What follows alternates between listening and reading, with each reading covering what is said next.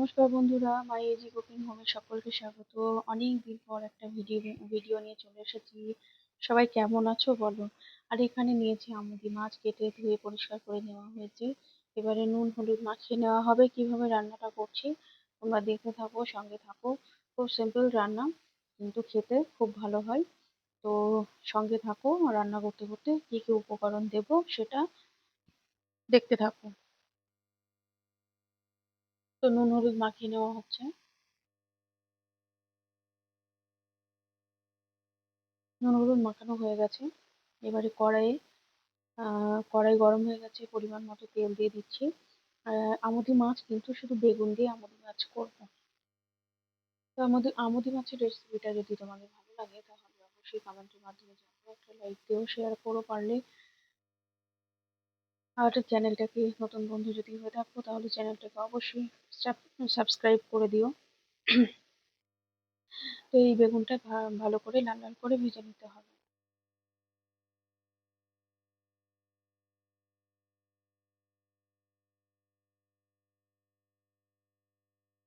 বেগুন ভাজা হয়ে গেছে, এবারে বেগুনগুলো তুলে নিতে হবে।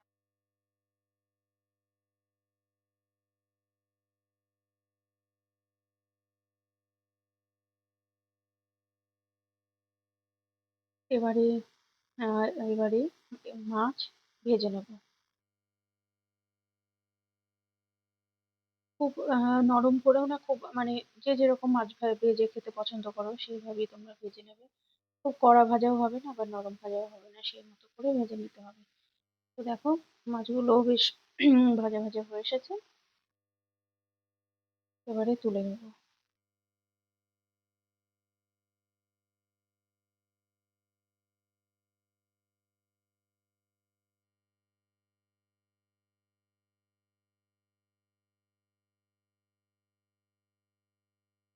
বাদ বাকি মাছগুলো একই রকম ভাবে আবারও ভেজে নিতে হবে। আমুদি মাছ যারা পছন্দ করো তাদের এই রেসিপিটা আশা করি তাদের তো ভালোই লাগবে। তো যদি ভালো লাগে কমেন্টের মাধ্যমে জানাও যে রেসিপিটা তোমাদের কেমন লাগছে। তো মাছগুলো সব ভাজা হয়ে গেছে, এবার তুলে নেওয়া হচ্ছে।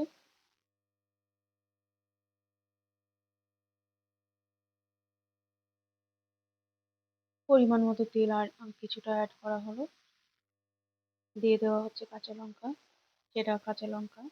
আর দিয়ে দেওয়া হচ্ছে কালো জিরে। আর এখানে ধনে জিরে আদা, সেটা আর হলুদ গুঁড়ো, লঙ্কা গুঁড়ো একসঙ্গে জলে গুলিয়ে আহ, মানে রাখা ছিল, সেটা দিয়ে দেওয়া হলো। এবারে জাস্ট একটু নাড়াচাড়া করে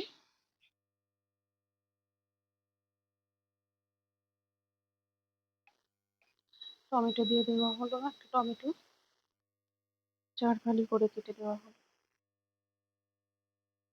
আর স্বাদ মতো নুন দিয়ে দেওয়া হচ্ছে।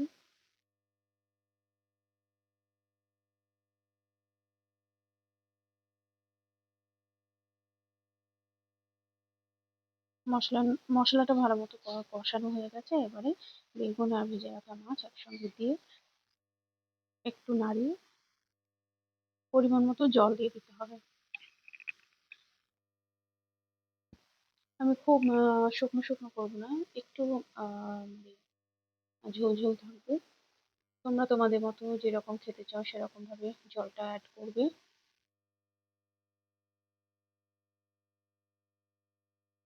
একবার হলো বন্ধুরা ট্রাই করবে এরকম রান্না, তো মানে খুবই ভালো লাগে। গরম ভাতে ভীষণ ভালো লাগে। তো কালারটা দেখেছো, একদম ন্যাচারাল কালার, খুব সুন্দর কালার এসে গেছে।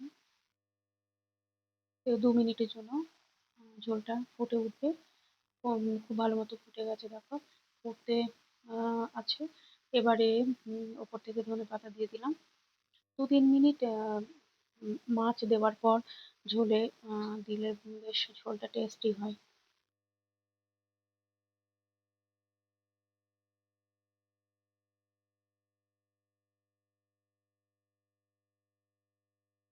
একদম রান্না কমপ্লিট। দেখো সুন্দর দেখতে হয়েছে। তো আবারও কোনো একটি রেসিপি নিয়ে চলে আসবো।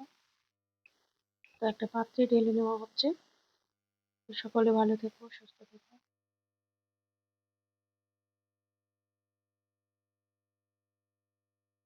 নমস্কার।